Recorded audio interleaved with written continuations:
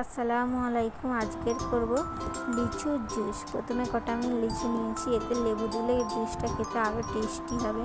তাই আমাদের সামনেই লেবু গাছ আছে, আমি একটা লেবু তুলে নেবো। এই লেবু গাছে অনেক লেবু হয় আর লেবুর রসটা এত টক। তারপরে লেবু তোলা আমার হয়ে গিয়েছে।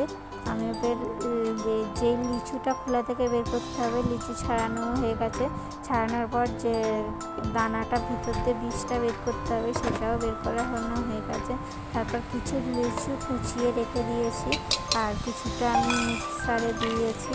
মিক্সারে ওতে আমি লেবু আর লিচু একসঙ্গেই দিয়েছি। তারপর চিনি দিতে ভুলে গিয়েছি, চিনিটা আমি ওতে দিয়ে নেব। পরিমাণ মতন আমি একটুখানি চিনি দিয়েছি, বেশি কালারটা কি দিল ভালো লাগবে না, গা গোলাবে।